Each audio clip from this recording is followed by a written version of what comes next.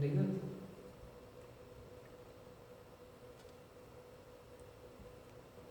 And the whole focus of my entire life up to that point had been that first hymn we sung together.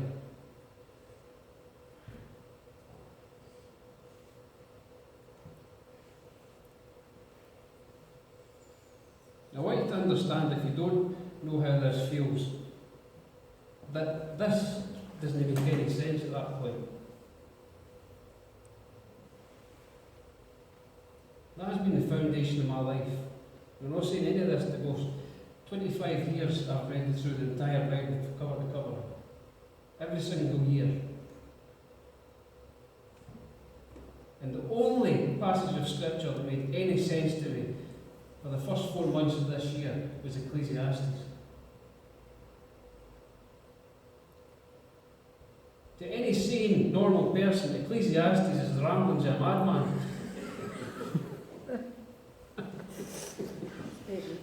And it made very good sense to me. And it's quite fitting.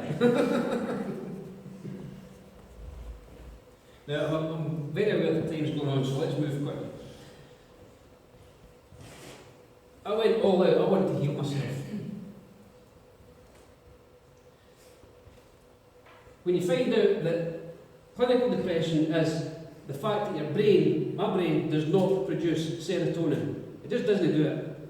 It doesn't do it to a degree that is sufficient to keep my mood the way a normal person's mood would be. It just doesn't do it. So, you read all this stuff about food producing serotonin. Let me read you what it says. Serotonin is a neurotransmitter that's been called the happy molecule for the important role it plays in maintaining a positive mood. It's believed that low serotonin levels are responsible for the current epidemic of depression. The seemingly simple solution would be eat foods high in serotonin. That makes sense. So I started doing a lot of research about foods that contain serotonin, some of which are walnuts, hickory nuts, pineapple, bananas, kiwis, plums. Let me add to that spinach, chickpeas, chicken, turkey. All your high protein foods contain serotonin. Not a jot of difference. I lost 2 stone. And I've had a proper cold for about a year. I eat spinach every single day.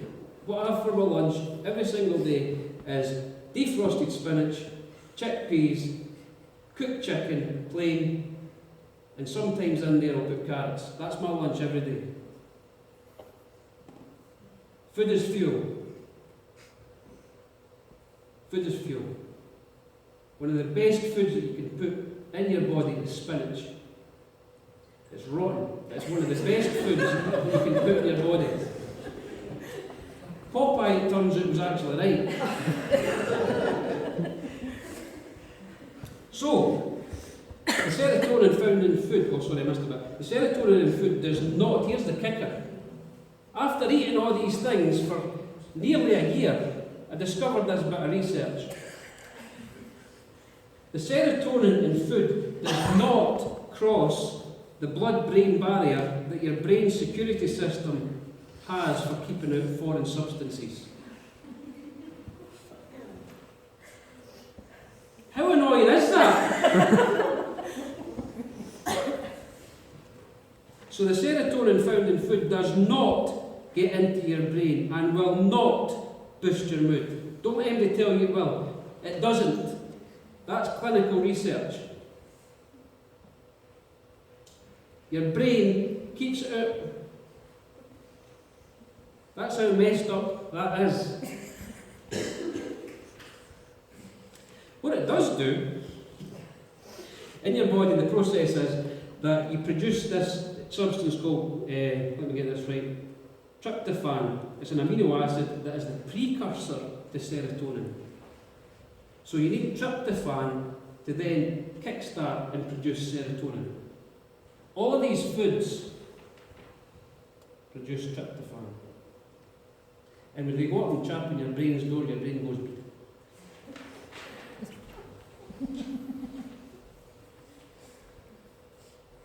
Food cannot trigger serotonin. What does trigger depression in me? I can only speak for me. Things that trigger depression in me are tiredness, hunger, stress, noise, bright lights, poor thinking, and nothing at all. I can wake up one day and that's it. It's a big black cloud of mucky tar. No amount of praying, no amount of singing, no amount of praising, no amount of reading, no amount of anything will shift that. Because logic is gone. The whole process of logic departs completely. Now I'm a fairly logical person. My brain is like, I'm sure there's a hamster in there, and it goes round and round and round and round and round, and the benefit is that it makes you, I'm going to say a reasonable preacher, because, let's not go too far, because if I throw thoughts in there over the course of a week before I'm preaching, my brain will just stew on them and it'll go round and round and round and round. So when it comes to the Sunday, I can stand up here without any notes and deliver what I've got to give.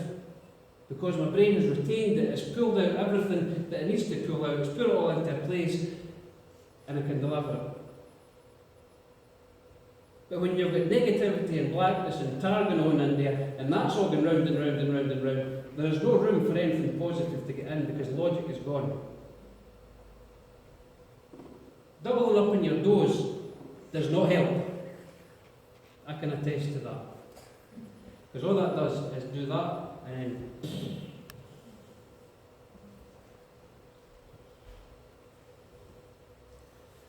I've been in touch with this gentleman, one in the bottom, let's start with him, Professor Carmine Parianti from King's College in London. He has just conducted a 3-year study on the links with depression and inflammation in your body. And what they found is that when you have inflammation in any part of your body, it can trigger depression. Not only can, it does. You think of inflammation, that isn't just a swollen knee, that is anything.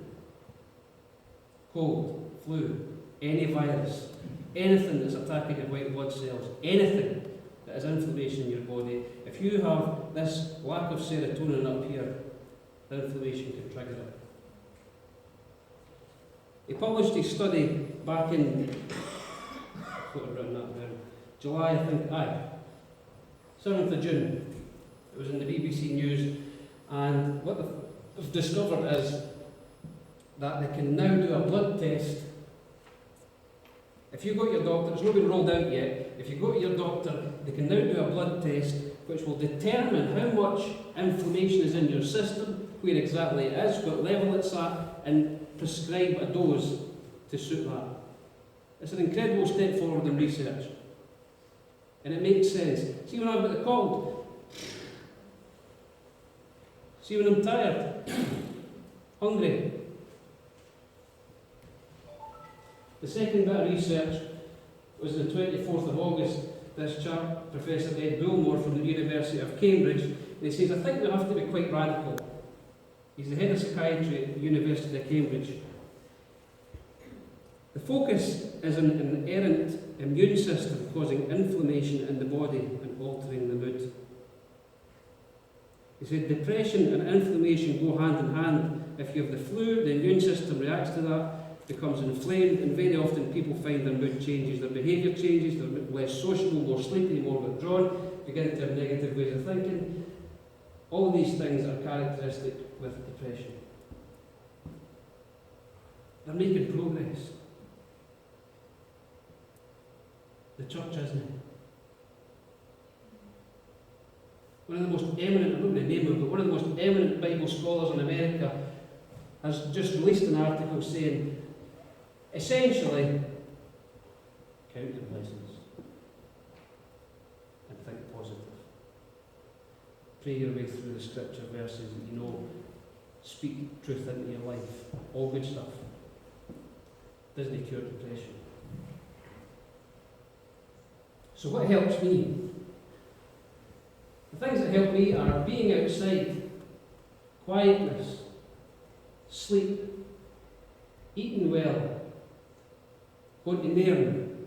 The minute I drive past the sign that says Nairn, my heart rate goes right again. Completely inexplicable. Mindfulness or praying. Now, I was hugely sceptical about mindfulness, don't admit admitting that. It works. What's mindfulness? They think it's a new thing. It's not really. It's been around since Bible days. David did it. David would sit on the hillsides and he would strum his harp and he would look at his sheep and he would look at his surroundings and he would write about them and read a book full of psalms. Mindfulness is getting yourself back into now. One of the biggest lessons I've had to learn is to become a human being and not a human doing.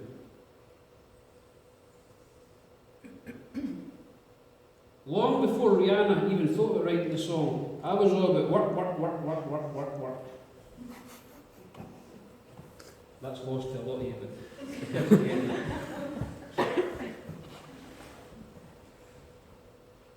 we are human beings. Days that I've found really difficult at work, I will go and I will lie on a table, one of the panel tables at work at lunchtime, and just lie there. At lunchtime, I should say, aye. Not just when I'm doing panel work. And listen. Listen to your breathing. Listen to your heartbeat. Listen to the noises. Listen and focus on now. Not about the 1,000,001 things that are running about in your head. And once you have pulled all that back, you can then begin to pray. Because I couldn't pray when my mind's going all over the place. I just couldn't. There's no logic to focus on prayer. And I don't know if you can understand that, but that's how bad it gets. So pulling it all back to now. Sorry for that, that's just a bit. And then you can focus on prayer. It sounds a bit new agey, but it's not. It actually works. I was hugely sceptical about it. My sister-in-law was going, mindfulness. Tennis racket, ban it all away. But it actually works. Focus on right now. Listen to your heartbeat, and listen to your breathing, listen to the noises, listen to the people chatting and wherever they are next to you. And just bring yourself right back to the moment. Because that's all you've got. It's now. What else helps? Music. Mentioned Louis Armstrong. I love jazz, and that works. Jazz was written before the days of mine. No, the Scooby-Doo stuff, that does my head in. It's got to be ordered. But it helps. Watching a movie, or sometimes nothing at all helps. Let's be honest, sometimes nothing helps. And last week when I was thinking about this, all you can do in that moment is hunker down in your wee bunker. If you take that away from you tonight, hunker in your bunker, pull your jacket over your head or your duvet, and don't do anything stupid. I've said that to myself on so many occasions. Find a corner and don't do anything stupid until this passes.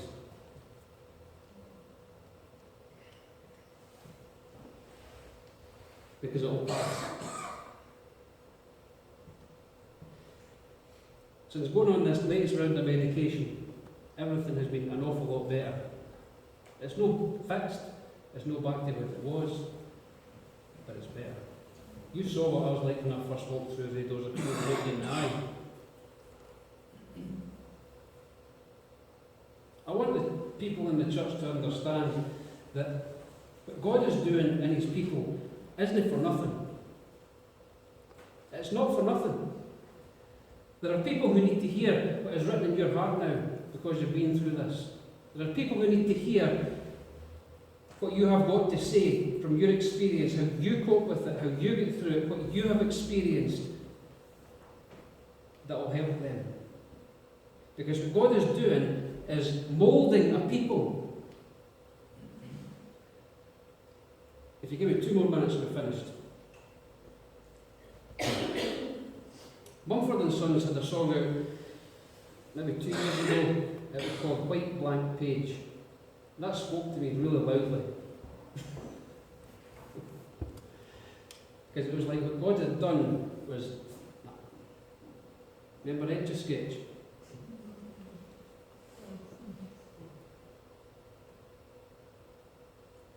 When Jacob crossed Peniel, he was a different man. Yes, he was limping. Yes, he still had the same that he had before the night began. He also had something else in a different name. And if you will embrace, instead of rejecting what is going on in your life, whatever illness it is, if you get a clear word from God that this will not be healed, you need to embrace it, like Paul did. If you get a word from God that it will be healed, you go for it and you pray until it is healed, because he will heal it if he's told you he's going. But if you don't, then you need to embrace it, and you need to work it out, and you need to do the research, and you need to do what helps. You need to eat right, you need to think right, you need to do the things that look after you. Because what God has given you, nobody else has. So you do yourself the best that you can do, you eat the best you can, you look after what you can do, you sleep when you need to sleep, and you need to watch a movie, you watch a movie and don't feel guilty about it. This is me saying this, but last week I was sitting thinking I'd wasted a day for watching a film. Knowing there's a list of stuff to get done. I know the theory, and I'm working towards the practice, as Fiona nods. Now, I was going to throw open for questions, but if you've got any questions, I'm more than happy to spend time afterwards. And Fiona is a wealth of information. I would not be here today had it not been for that woman. That's a fact. The research that she has done, and she has not given up.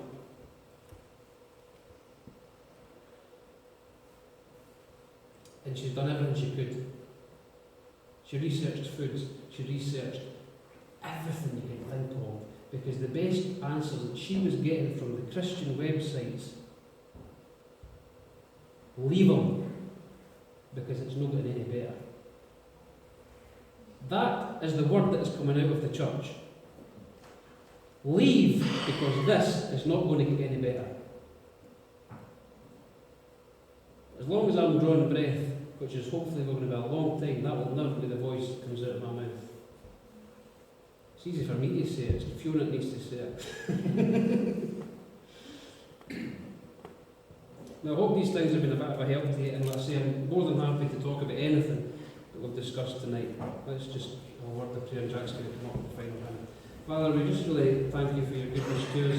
We thank you for all that you have done, all that you have given to us, all that you have put into our lives. Even the stuff that we don't want, the stuff that we would choose not to have, the things that we would reject in a minute. But we know what you're doing.